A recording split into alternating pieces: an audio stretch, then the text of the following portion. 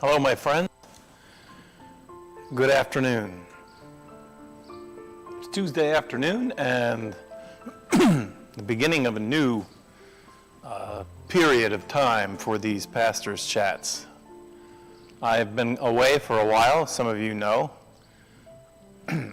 I took some time off to start to prepare for my daughter's wedding, which was not this past weekend, but the weekend before. But in taking time off to make all those arrangements, I got sick, and and it wouldn't go away. So I ended up having more than a week without being here for pastors' chats. I'm better now, I'm all better, and I'm happy about that. I did spend 2 days in the hospital as they tried to help me to fight an infection. And praise God for drugs and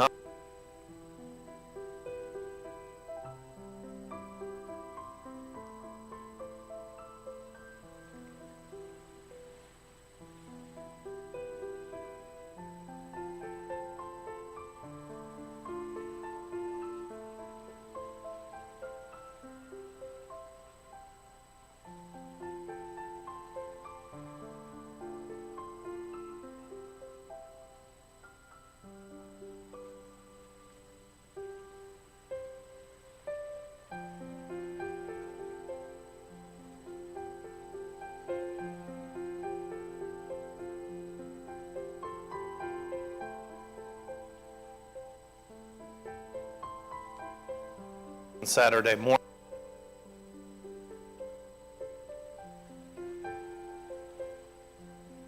By the shore.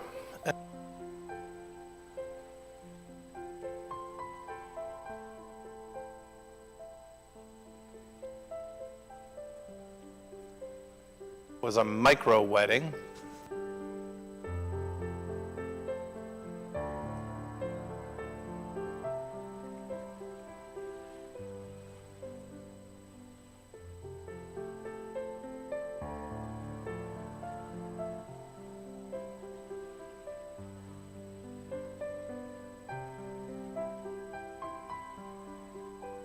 Stepdaughter that's younger than the one that got married.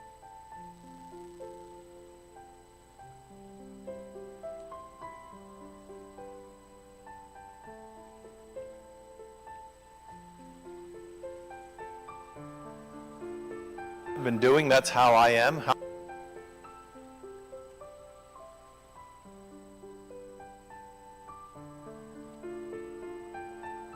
Temperatures won't yield.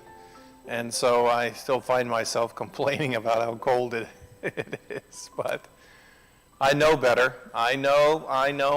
Every year I tell myself, don't do it because it'll only be a week or so or two, and you'll be wishing you had back this nice refrigerator air blowing around, cooling everything off. So how are you? How are things going in your life? How are you coping with sequestering and trying to figure out how to live as things are changing and now changing back and changing somewhat and don't know what's expected of us and what's not. And I'm hoping that you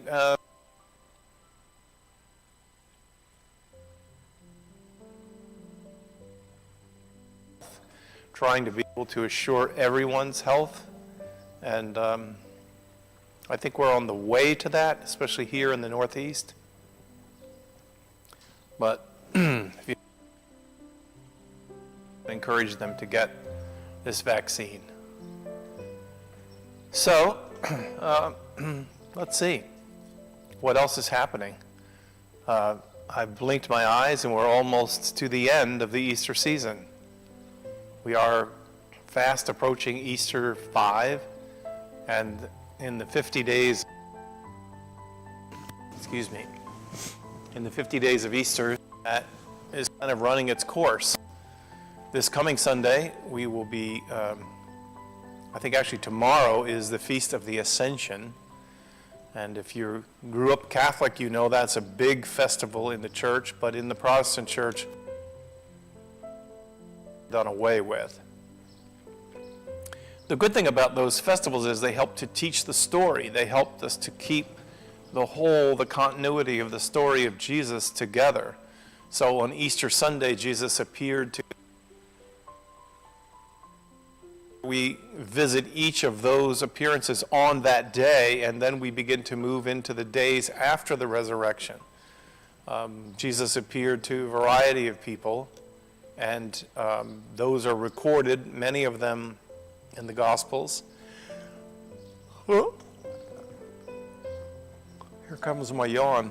I wonder if I yawn at 9 minutes after 2 on the days when I'm not talking on this pastor's chat.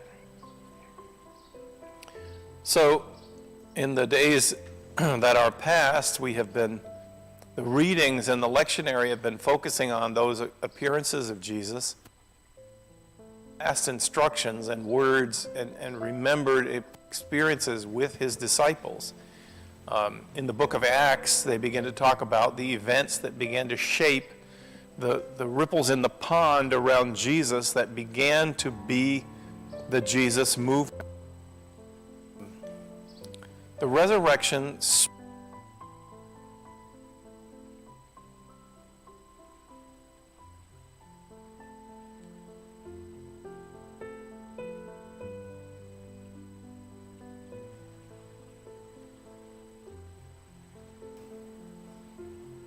So the resurrection, the practical implications of the resurrection were people came together. And they came together across boundaries that people normally didn't cross. There was a celebration of the discovery of our oneness as human beings with people who we'd often thought were so different than us.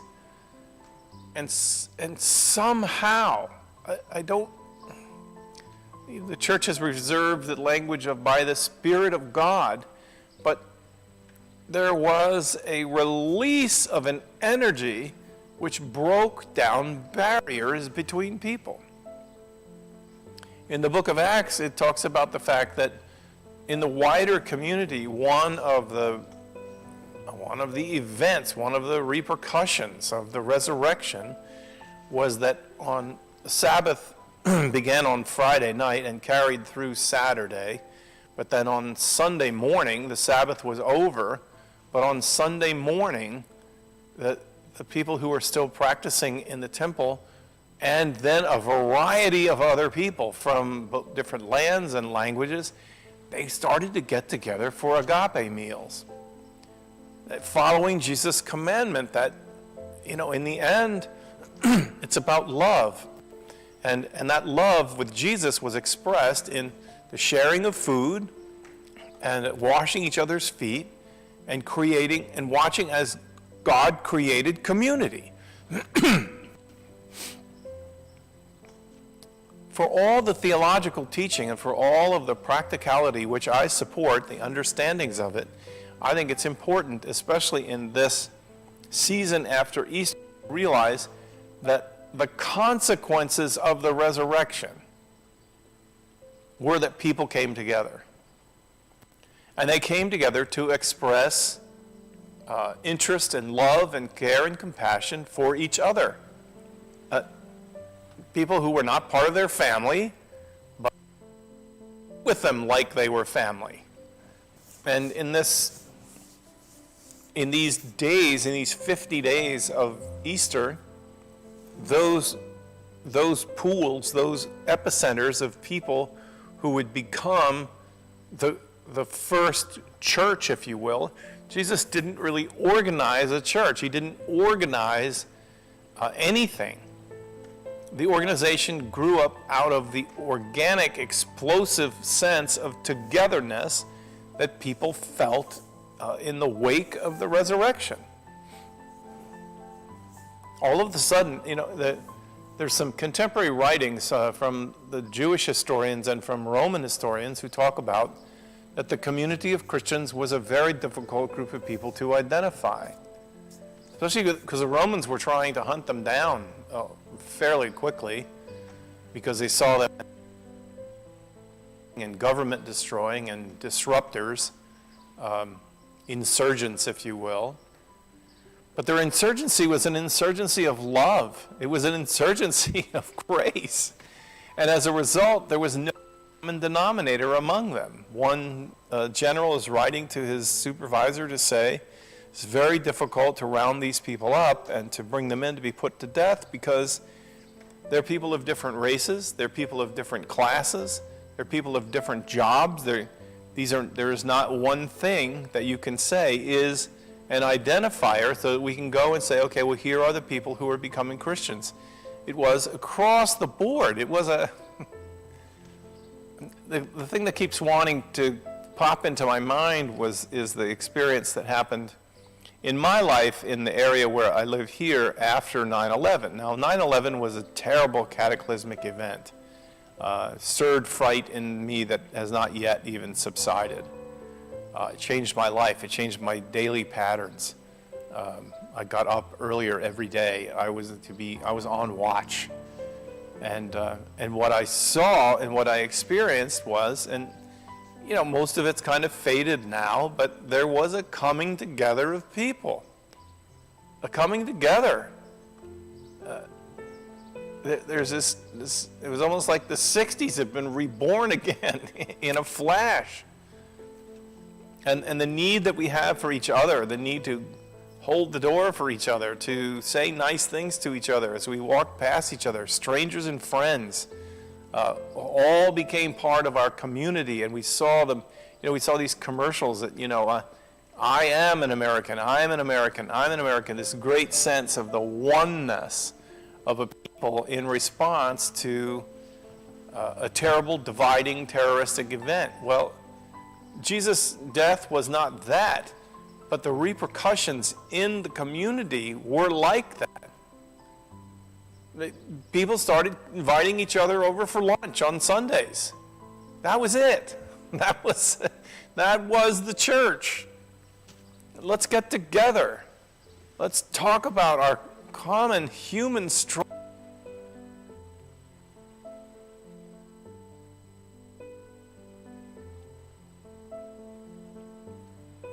Don't seem to matter. It doesn't matter anymore. We are human.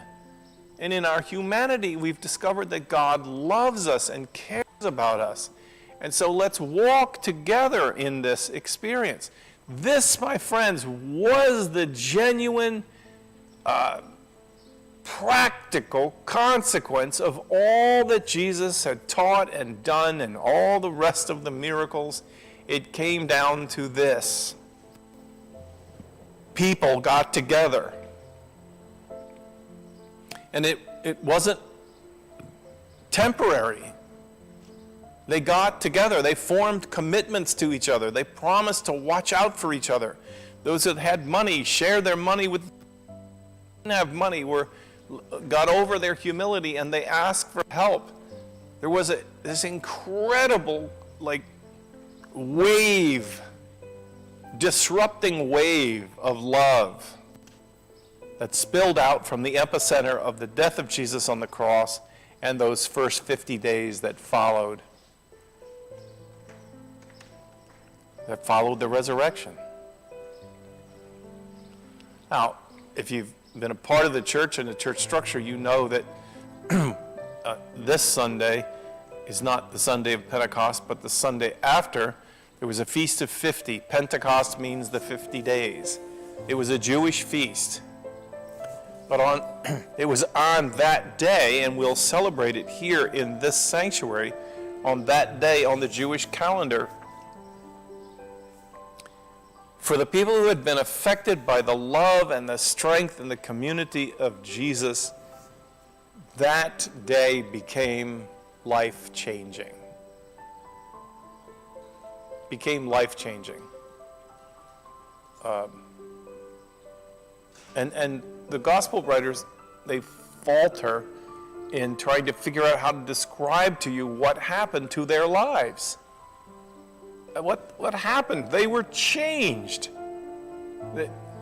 We'll talk some more about this as the week goes on, but we're coming up to trying to be prepared in a fresh way to hear again, what does it mean to be a Christian? What's it mean to be a follower of Jesus Christ? What's it mean to believe in God? Well, when you look at the consequences, the very practical consequences of how lives were changed, you begin to see the practical implications of all the theological stuff that is behind it.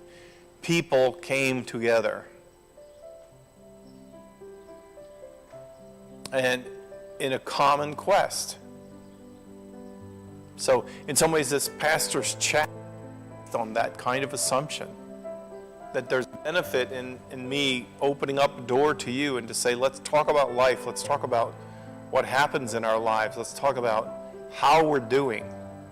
And that in that there's strength, and that God meets us in that conversation as we're honest with each other, and as we just extend common courtesies to each other. I don't know, but I think the technology of being able to talk to you today, some of you are sort of housebound anyway. There's not a lot of range in terms of what you're able to do in your lives these days.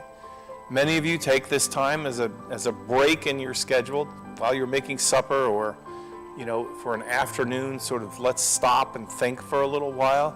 But when you do it, it binds you with the others. It connects you. It connects you with me and me with you. These are the implications of the 50 days of Easter. People came together. And a movement was started. It didn't have any of the structure of the movement today at all, not for 300 years. But in every